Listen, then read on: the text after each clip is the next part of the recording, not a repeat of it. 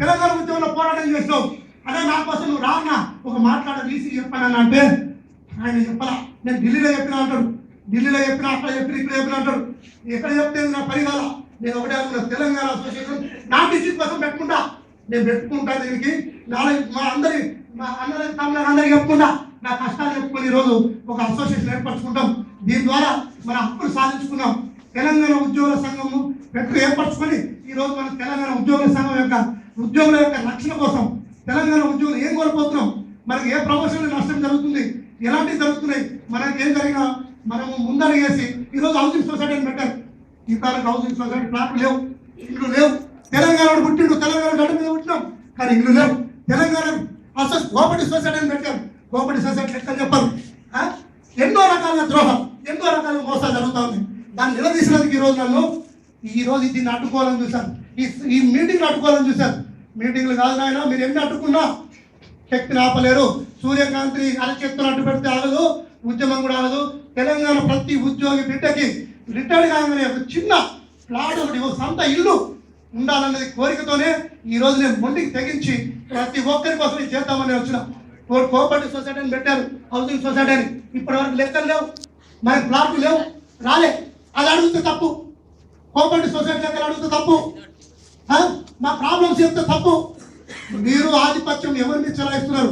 మంచి మంచి గడాఫీ లాంటి ఎంతో మంది డిక్టేటర్లు ఈరోజు చరిత్రహీనులు మారారు. నువ్వు ఒక డిక్టేటర్ కాదు బిడ్డ. నువ్వు అనుకుంటున్నావు నన్ను ఏదో చేస్తాను, నువ్వు నీ అంతు చూస్తాను నన్ను అన్నావు కదా, నీ అంతు నేను చూసుకో బిడ్డ, నువ్వు బాగా జాగ్రత్త అని చెప్పినాక కూడా మాకు మళ్ళీ ఎందుకు చెప్పలే అంటాడు. వీళ్ళకి చెప్తే వీళ్ళు తీర్చినట్టుగా మాట్లాడుతున్నారు. ఈరోజు ఎవరు తీర్చేవాళ్ళు? వీళ్ళంతా ఒక గ్రూపు, ఒక సిండికేట్గా తయారై ఈరోజు మన మొత్తం యూనివర్సిటీ దోస్తు తింటున్నారు. అందుకే దాన్ని నిలదీద్దామని నేను అడిగితే అడ్మినిస్ట్రేటివ్ జనరల్ సెక్రటరీగా నన్ను తొలగించేసి ఒక ఆంధ్రాయణం పెట్టుకుంటాడు. ఏమనంటే ఇది నా ఇష్టం అంటాడు, నువ్వు తొలగిపో అంటాడు. అయ్యా 22 మంది మన సభ్యులు ఉన్నాం, 12 మంది సంతకాలు పెట్టి నీకు ఇచ్చిన ప్రెసిడెంట్గా ఎలక్షన్ పెట్టు. నువ్వు కనుసూపు మేరలో అందరినీ భయపెట్టిస్తున్నావు. నువ్వు ఆడిట్ చేస్తావని భయం, లేకపోతే ఫైనాన్షియల్గా ఏదైనా నువ్వు చేస్తుండొచ్చు. ఫైనాన్షియల్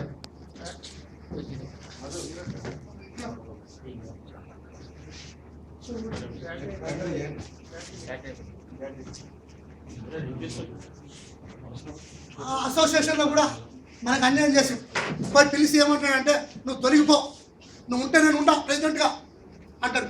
అయ్యా నీ డిక్టేటింగ్ కాదు, నువ్వు ఒక ఎఫ్ఓగా ఉండి మా ఆఫీసర్స్ అసోసియేషన్ అధ్యక్షునిగా ఉండడానికి నువ్వు ఫీల్ లేదు, నువ్వు ఎలక్షన్ పెట్టాలి నేను చెప్పి రిజిస్ట్రార్కి రెక్టార్కి చెప్పేసి అయ్యా అనగానే ఆయన పిలిపించేసి లేదు నువ్వు మళ్ళీ ఎలక్షన్ పెట్టుకో, నువ్వు లెటర్ రాసి అన్న లెటర్ రాసిస్తే నిన్న 2 ఆంధ్ర వాళ్ళని పిలిచి పక్కపంటి పెట్టుకుని ఈమె జనరల్ సెక్రటరీ, ఈమెనేమో ట్రెజరర్ అంటారు. ట్రెజరర్ అరుణను తీసేస్తాడు. ఆమె ఎస్సీ మహిళను కూడా చూడకుండా నువ్వు తొలగిపో, నీకు హక్కు లేదంటాడు. నువ్వు ఎస్సీ మహిళా సంఘంలో అధ్యక్షుడు, నువ్వు లీడర్గా ఉన్నావు కనుక నువ్వు ఇంట్లో ఉండడానికి వెళ్ళాలంటాడు. ఇది అక్కడ రూలు, కొత్త రూల్ చెప్తున్నావు. 10 అసోసియేషన్లో ఉంటుంది, ఆమె మహిళా సంఘంలో ఉంటుంది, లేదా ఎస్సీలో ఉంటుంది. నువ్వెవరో తొలగించని కానీ అడిగినా నిన్న రాజ్య ఎలక్షన్ వచ్చి నాకు ఇచ్చే రికార్డు అంటుందా, ఎట్లిస్తామని నేను నిలదీస్తే నీ హక్కు చూస్తా ఉంటున్నాను పిలిచి. అంటే ఇలాంటి పెడదో పడుతున్నాయి, అంటే బెదిరించేటువంటి పెడదోడు తప్పేది అది అని చెప్పి నిలదీసినందుకు ఈరోజు నన్ను నిలదీశారు. మీ అందరి సమక్షంలో ఒకటి చెప్పదలుచుకున్నాండి.